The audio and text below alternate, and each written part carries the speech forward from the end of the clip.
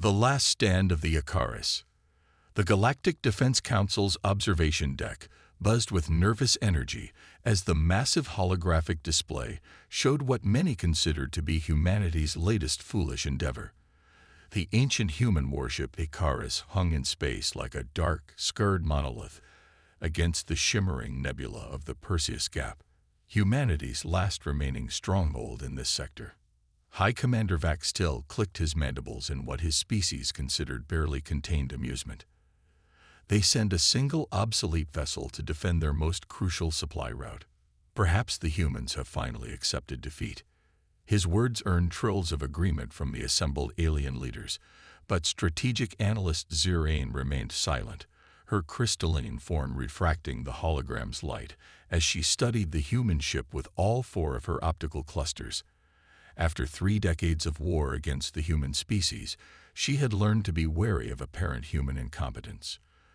The Icarus was, by any reasonable measure, hopelessly outmatched. The approaching consortium battle fleet outnumbered it 30-1, each vessel equipped with technology centuries more advanced than the human craft. The consortium's bioorganic ships could self-repair, their quantum weaponry could bypass most known defenses, and their neural-linked crews operated with perfect synchronization. By comparison, the Icarus looked like it belonged in a museum. Its hull bore the scars of a dozen battles, patches of mismatched armor plating covering previous damage. Its primary weapons were practically antiquated, rail guns and plasma torpedoes that any modern ship could easily avoid. Even its name was a grim joke among the consortium forces, named after a mythological figure who flew too close to the sun and fell to his death. "The humans are transmitting a message," announced Communications Officer Tekla, their tentacles wavering in confusion. "Audio only, on all frequencies." "Let us hear their surrender," Vaxtil said, settling back in his command chair. The voice that filled the chamber was distinctly human, female, and surprisingly calm. "This is Captain Sarah Chen of the TNS Icarus to all approaching vessels. The Perseus Gap is sovereign human territory. Any unauthorized passage will be considered an act of war. You have 10 minutes to alter course." Icarus out. The chamber erupted in a cacophony of alien laughter and dismissive gestures.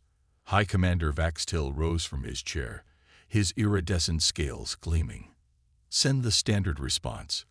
Let them witness true power." The consortium's latest flagship, the Living Dawn, led the advance. Its biological hull pulsed with stored energy, quantum weapons charged and ready to tear the obsolete human vessel apart. The rest of the fleet moved in perfect formation, their neural-linked crews operating as a single organism. But Zirain noticed something odd. The Icarus hadn't moved to flee or even to take up a defensive position. It simply hung there, maintaining its position at the exact center of the gap. More concerning still was its power signature. It was running at barely 20% capacity, as if most of its systems were powered down. "High Commander," she began, "I recommend caution. The humans are beaten," Vaxtil interrupted. "They send this single ship as a gesture, nothing more. Within minutes, the Perseus Gap will belong to the consortium, and humanity's last supply route will be severed." The fleet closed to engagement range. Still, the Icarus made no move. "They're not even raising shields," one of the junior officers noted with disappointment. Captain Chen's voice came again, this time sounding almost bored. 5 minutes remaining. Be advised that we cannot guarantee your safety if you proceed." Vaxtil leaned forward, mandibles twitching in anticipation. "Show me the crew readings." The holographic display zoomed in, showing thermal signatures within the Icarus. Zirain felt her crystalline structure vibrate with unease. The massive warship appeared to have a crew of only 12 humans. They weren't at battle stations. In fact, according to the readings, several were in their rest quarters, and 2 appeared to be in what humans called a recreation room. "High Commander," Zirain tried again, "in all documented encounters, humans become increasingly active and alert before combat. This behavior is anomalous." Their behavior is irrelevant, Vaxtil declared. The Living Dawn alone could destroy that vessel. With 30 ships, this will be over in moments. The fleet crossed the final warning threshold. The Icarus still made no move to flee or fight. Captain Chen's final transmission contained something that would haunt the consortium commanders for years to come. The sound of human laughter in the background. "Time's up," Chen said simply. "Remember, you chose this." What happened next would rewrite the consortium's understanding of human warfare forever. But in that moment, as the fleet closed in for what they thought would be an easy kill, not one of them recognized the ancient human tactical principle at work. The most dangerous predator is the one that doesn't need to bare its teeth. "Weapons range in 30 seconds, announced the combat controller. Zirane's crystalline form vibrated with increasing intensity. The human's apparent lack of concern wasn't denial or acceptance, it was confidence. And that, she realized too late, should have terrified them all. The Icarus still hadn't moved. But in the recreation room, according to the thermal readings, 2 human crew members had just started a game of cards. The fleet opened fire. Impossible engineering. The consortium fleet's first volley should have vaporized the Icarus. Instead, something impossible happened. The quantum beams, capable of bypassing any known shielding, simply vanished. They didn't impact. They didn't disperse. They ceased to exist the moment they crossed an invisible boundary around the human vessel.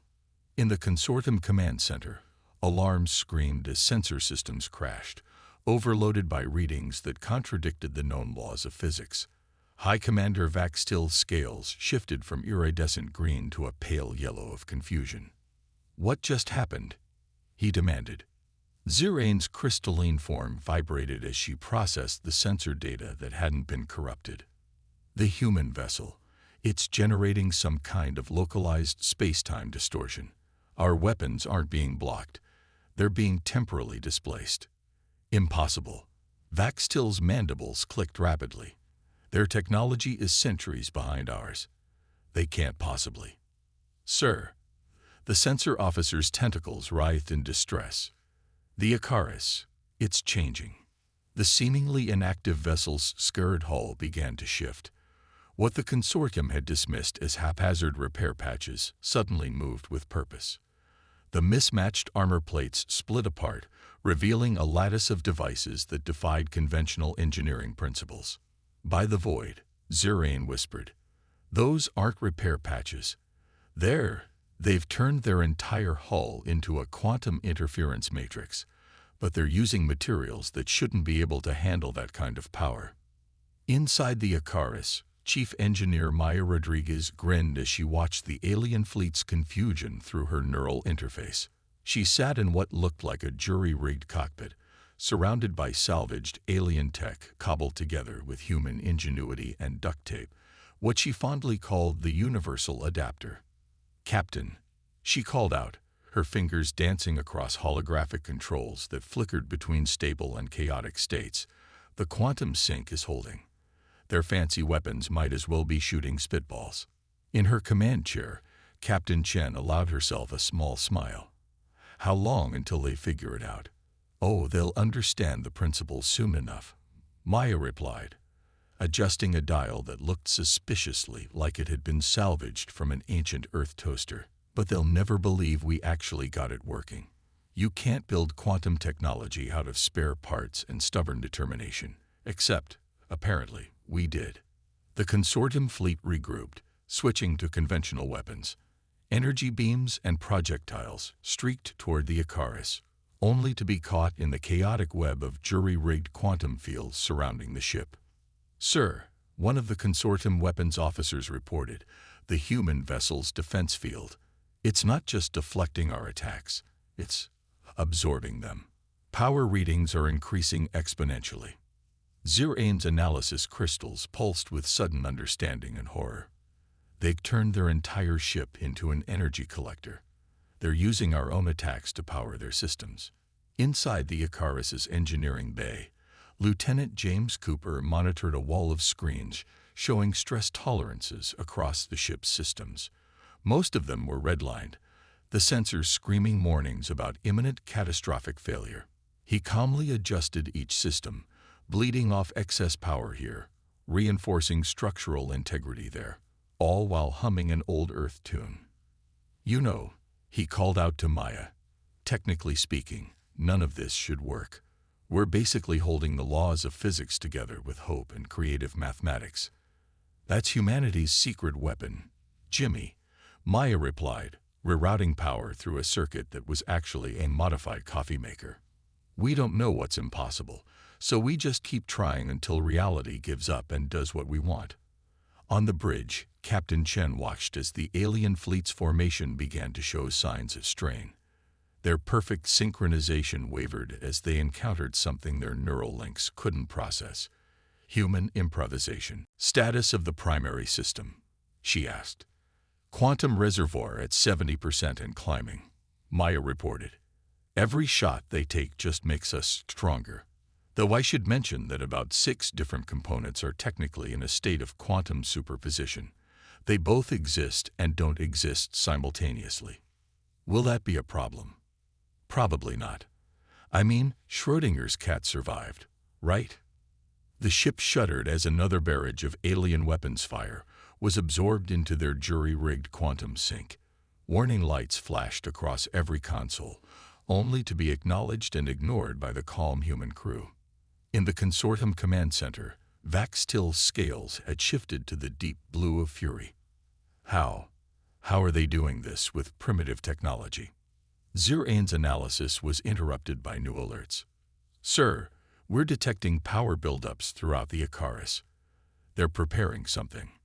Inside the Icarus's makeshift quantum lab, Dr. Sarah Williams monitored readings that would have given any conventional physicist a headache. The quantum sink was working better than they'd hoped, converting enemy fire into usable energy through a process that she'd developed after 3 sleepless nights and far too much coffee. "Ready for Phase 2, Captain," she reported. "Though I feel obligated to mention that what we're about to do probably violates several laws of physics, and possibly a few laws of common sense."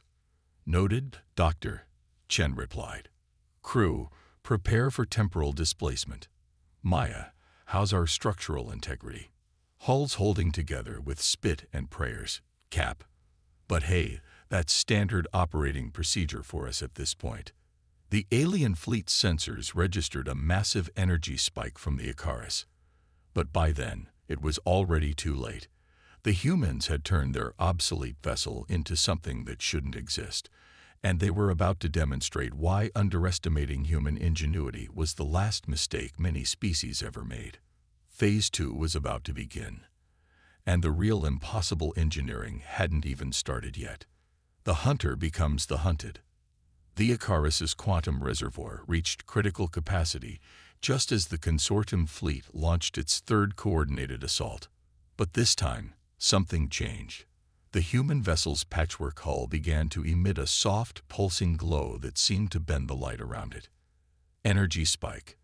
The consortium sensor officer's tentacles twisted in panic.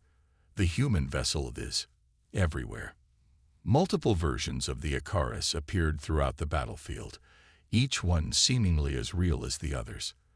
The perfect formation of the consortium fleet began to break as neural-linked crews struggled to identify the true target among the quantum echoes. In the Icarus's engineering bay, Maya Rodriguez made a final adjustment to their improvised quantum displacement system. "You know," she said, wiping grease from her hands, "most species would consider it impossible to create temporal duplicates using salvaged parts and theoretical physics." "Good thing nobody told us that," Lieutenant Cooper replied, monitoring the stress readings. "Quantum duplicate stable, though I'm pretty sure we're breaking at least 3 fundamental laws of reality." Captain Chen's voice came through their comms, steady as ever. "Begin Phase 3. Let's show them why you don't corner a species that evolved on a death world." The multiple versions of the Icarus began to move, each one executing a different attack pattern. The consortium's neural-linked crews, designed for perfect coordination against predictable threats, found their greatest strength becoming their weakness. Unable to determine which target was real, Their synchronized responses became increasingly chaotic. Impossible. High Commander Vaxtill's scales rippled with distress. How are they maintaining quantum coherence at this scale? Their technology shouldn't be capable. Sir, Zurain interrupted, her crystalline form vibrating with urgent frequencies. The humans aren't maintaining quantum coherence. They're deliberately destabilizing it. They're weaponizing uncertainty itself. Inside the Icarus's tactical center, Weapons Officer Elena Santos watched through multiple temporal frames as she coordinated their attack. The quantum echoes weren't just duplicates. Each one existed in a slightly different moment in time, making their movements literally impossible to predict. You know what's funny? She called out to no one in particular. We're technically fighting them in past, present, and future simultaneously. Pretty sure we just invented time travel by accident. Let's not mention that in the official report, Captain Chen replied dryly, temporal mechanics gives the brass a headache. Status on the primary weapon. Dr. Williams' voice came through, excitement barely contained. Ready, Captain.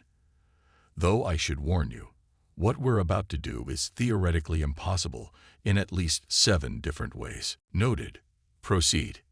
The Icarus's quantum reservoir released its stored energy in a way that made the laws of physics whimper. Each quantum echo of the ship became a focal point for temporal distortion, creating a web of intersecting time streams that trapped the consortium fleet in a maze of their own making. Their neural links are breaking down, Zurain reported, her analysis crystals pulsing with frantic energy. The temporal distortions are causing cognitive desynchronization. They can't maintain fleet coordination. The perfect formation of the consortium ships shattered as each vessel began receiving conflicting information from multiple time streams. Their bioorganic hulls, designed to adapt to any situation, couldn't process the paradoxical data they were receiving. Maya's voice carried a note of grim satisfaction. Fun fact about bioorganic ships, they really don't like it when causality stops working properly. The Living Dawn, pride of the consortium fleet, was the first to experience this truth firsthand. Its biological systems, trying to adapt to weapons fire that both had and hadn't happened yet, began to turn against themselves. Throughout the fleet, other ships followed suit, their crews losing control as their vessels' organic components went into evolutionary panic.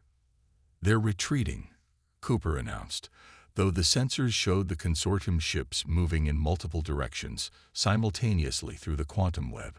Or at least, they're trying to. Kind of hard to retreat when you're not sure which way time is flowing. Captain Chen leaned forward in her command chair. Dr. Williams, conclude the experiment, please. Let's not break reality any more than necessary. The quantum echoes began to collapse, merging back into a single timeline. The consortium fleet, those ships still under control, found themselves scattered across the battlefield, their perfect formation reduced to chaos. Several bioorganic vessels had partially evolved into forms better suited for temporal displacement, their crews trapped inside hulls that no longer matched known physics. High Commander Vaxtill stared at the tactical display in disbelief. A single obsolete human vessel had just defeated the most advanced fleet in known space, using technology that shouldn't have worked, executing strategies that shouldn't have been possible. How? He whispered. How do they do this? Zurain's response was quiet, her crystalline form still vibrating with the aftermath of the temporal distortions. They don't know they can't. Inside the Icarus, Maya was already beginning repairs on systems that had been pushed far beyond their theoretical limits. Quantum reservoir depleted, she reported. We'll need about an hour to rebuild charge, assuming they're dumb enough to shoot at us again. Status of the temporal displacement system? Chen asked. Well, it both exists and doesn't exist right now, which is actually an improvement over its previous state. Give me 20 minutes and some duct tape. I'll have it ready for round 2. The consortium fleet, or what remained of it, began a ragged retreat. Their neural links would take days to recover from the temporal desynchronization, and several of their bioorganic ships would need completely new hulls grown after their unfortunate evolutionary adventures. But as they fled, they carried with them a lesson that the galaxy was slowly learning. Never assume humans are technologically inferior just because their solutions seem impossible. After all, they evolved on a planet that should have killed them, survived using methods that shouldn't have worked, and built an interstellar civilization out of stubborn determination and creative problem-solving. And now they had apparently invented temporal warfare by accident, using spare parts and improvised engineering. The hunt was over, but the legend of the Icarus was just beginning. A symphony of chaos. As the scattered remains of the consortium fleet retreated, the Icarus's crew began what they called creative maintenance, a uniquely human approach to keeping impossible technology functioning through a combination of intuition, improvisation, and what many species would consider mechanical heresy. In the observation chamber of the Galactic Defense Council, High Commander Vax Still watched the aftermath with his scales shifted to the deep purple of profound confusion. They shouldn't have won, he insisted. Their technology is inferior, their numbers minimal, their methods chaotic. Perhaps, Zurain interrupted, her crystalline form refracting data streams. That is precisely why they won. We need to understand what happened here. She began projecting a holographic analysis of the battle. Look at their response patterns. There's an underlying logic to their chaos. On board the Icarus, Maya Rodriguez hung upside down in a maintenance shaft, using what appeared to be modified kitchen utensils to adjust quantum field generators. "Hey Cap," she called through the comm. "Good news and weird news. Which do you want first?" "Surprise me," Chen replied, reviewing damage reports on the bridge. "Good news. Our quantum sync actually works better than it should. Turns out breaking physics has some unexpected benefits. Weird news. Remember those components that were in quantum superposition? Well, they've developed something that might be consciousness. The toaster we converted into a temporal stabilizer is now asking existential questions." Chen didn't even blink. "Is it affecting our combat capabilities?" "Nah. If anything, having self-aware components improves efficiency. Though the coffee maker is getting a bit philosophical about its role in the universe." In the Consortium Command Center, tactical analysts were still trying to process what they'd witnessed. The humans had turned their technological limitations into advantages, using improvised solutions that defied conventional military doctrine. Their entire strategy, Zurain explained, her analysis crystals pulsing with revelation, is built on embracing uncertainty. While our neural-linked crews seek perfect coordination, the humans actively generate chaos and then surf its currents. The tactical display showed the Icarus beginning what appeared to be repair operations, though the methods being employed seemed to violate several fundamental engineering principles. The human crew moved with practiced efficiency, treating the impossible as routine. Dr. Williams' voice echoed through the Icarus's internal comms. "Captain, I think we should discuss what happened during the temporal displacement. It seems we accidentally created a few anomalies." "Define anomalies," Chen replied, though her tone suggested she was already expecting something impossible.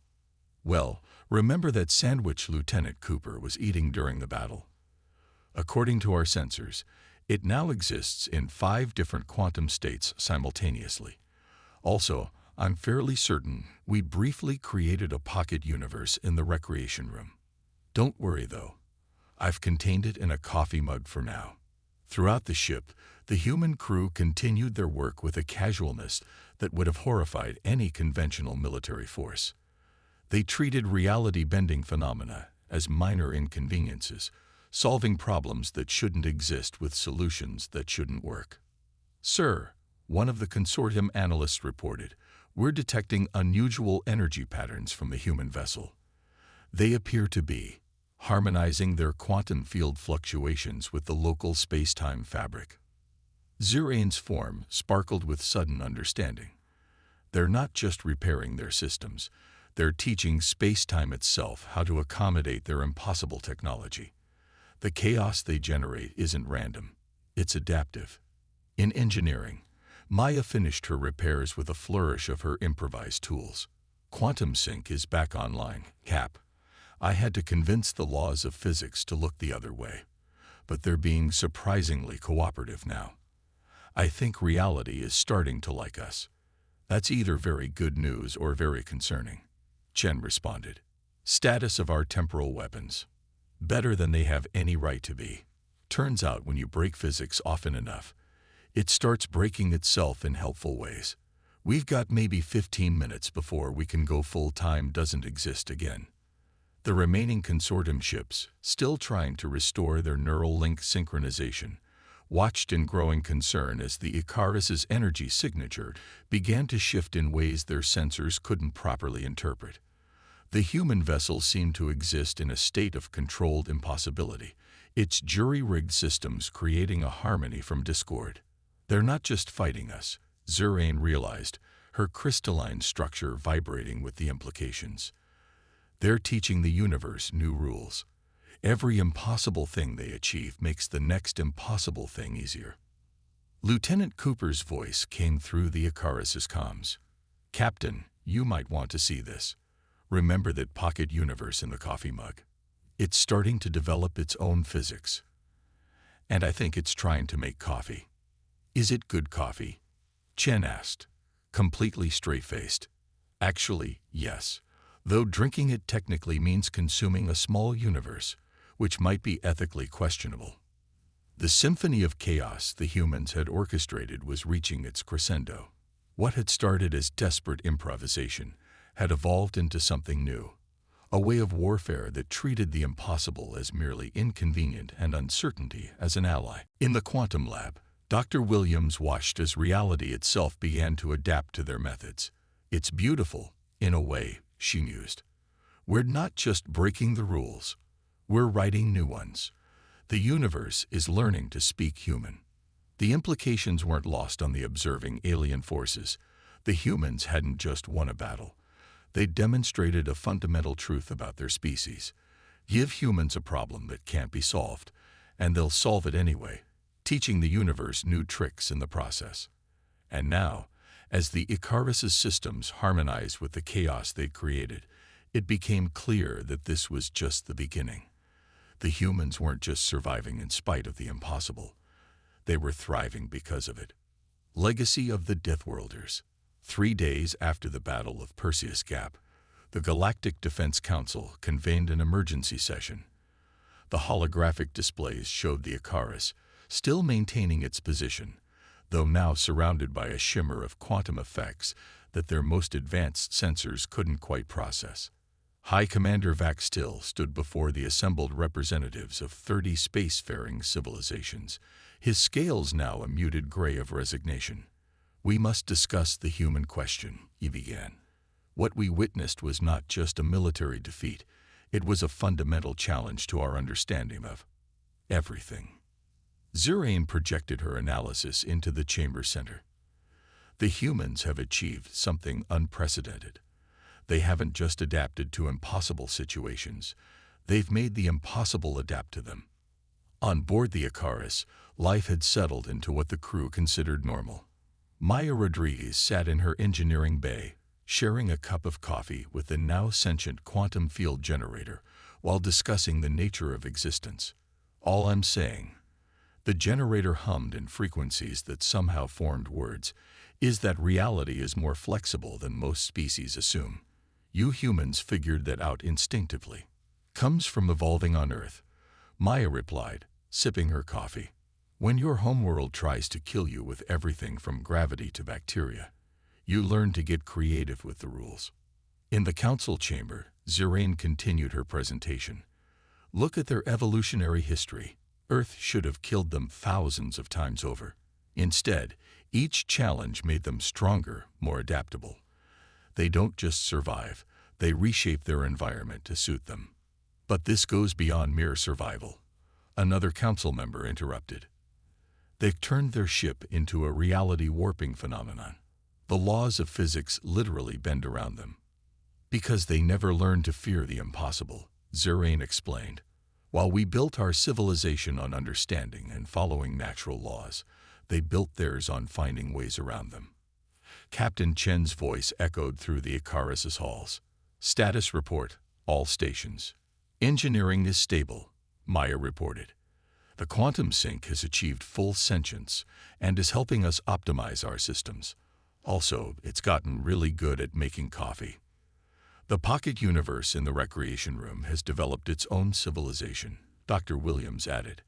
They've achieved space travel and are requesting diplomatic relations. I suggest we wait until they discover quantum mechanics before initiating first contact. Lieutenant Cooper chimed in. Temporal weapons are charged and ready. Though ready is a relative term when you're dealing with technology that exists in multiple time streams simultaneously. The council chamber erupted in concerned murmurs as they watched the Icarus's energy readings continue to evolve. The human vessel had become something their science couldn't explain. A harmony of chaos and order, impossibility and function. We must accept a difficult truth, Zurain declared, her crystalline form pulsing with emphasis. The humans aren't primitive or technologically inferior. They're something else entirely. A species that treats the universe's laws as guidelines rather than absolutes. In the quantum lab, Dr. Williams monitored the ever-shifting readings of their jury-rigged systems. You know what's really interesting? She mused to no one in particular. We're not just breaking physics anymore. We're teaching it new tricks. Reality is starting to anticipate our needs. The council's deliberations were interrupted by new sensor data. The quantum fields surrounding the Icarus had begun to influence nearby space in subtle ways. Natural laws bent slightly in its presence, as if the universe itself was learning from the human's example. They're changing everything, Vaxtil realized, his scales shifting to the white of profound revelation.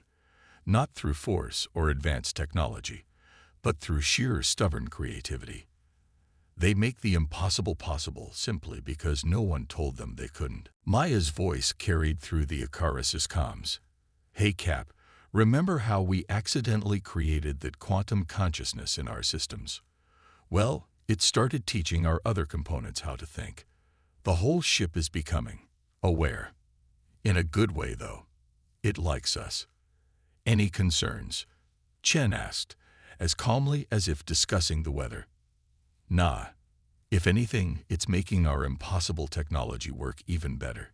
Turns out when reality itself decides to help you out, things get a lot easier. The council reached a decision that would reshape galactic politics forever. The human capacity for making the impossible possible wasn't a threat to be contained. It was a force that could revolutionize their entire civilization.